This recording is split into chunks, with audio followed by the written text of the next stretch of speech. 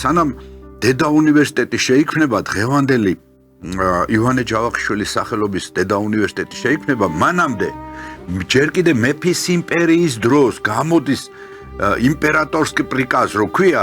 საიმპერატორო ბრძანება ამიერკავკასიაში კერძოდ თბილისში უმაღლესი ტექნიკური სასწავლებლის დაფუძნების თაობაზე რომლის დოკუმენტი საქართველოს ტექნიკური უნივერსიტეტის ბიბლიოთეკის შესასვლელშივე დევს იქ სხვათა შორის ეს დოკუმენტი რომელიც საამაყო დოკუმენტია მე რა რომ იქ რუსეთის იმპერიის დროინდელი დოკუმენტია ხო ეს არის ჩვეულებრივი ბრძანება და ეხლა რას გვაჩვენებს ეს ბრძანება ამიერკავკასიაში რა სომხეთი არ არსებობს მაშინ აზერბაიჯანი არ არსებობს ჩრდილოეთ კავკასია და ასე შემდეგ არა მათ იციან რომ საქართველოში არის განსაკუთრებული ფენომენი სწავლის მოყვარული უნიჭიერესი ხალხი ერი რომლის მიდრეკილება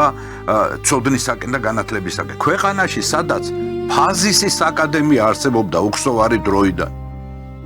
ფაზისის აკადემია ქრისტემდელი პერიოდიდან არსებობდა ქვეყანა სადაც იყალთოს და გელათის აკადემიები იყო ჩვენ ახლა ამ ქვეყანას განათლების სისტემას მთლიანად უნგრებ 200-ზე მეტი სოფლიო დონის დიდი მეცნიერი გამოზარდა ტექნიკურ უნივერსიტეტმა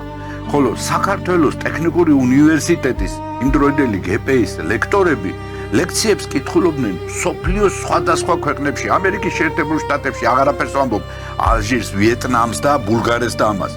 სოფლიოს დიდ იაპონიაში საფრანგეთში და შემდეგ და ჩვენ ახლა იმის მაგივრად რომ მადლობა უთხრათ და ტექნიკურ უნივერსიტეტს მის თანამშრომლებს რომელმაც შეინარჩუნეს ეს ლაბორატორია რომლის უდიდესი გამოგონებები მიღწევები სოფლიოს მრავალ ქვეყანაში აღიარებული რომლის თაობაზეც არაერთხელ თქვათ იუნესკოს კონფერენციებს რომლის მონაწილეც მე ვარ აი ბატონი ჯგორჩა ჩოგოვაძე იყო ჩემი კათედრის გამგეს ლეგენდარული პიროვნება და სიამაყით აცხადებდა რომ ქართული ინჟინერია ქართული სამეცნიერო აზრი იყო სოფლიოში ერთ-ერთი მოწინავე და არავის არ ჩამორჩებოდი და აი ამას ანგრევენ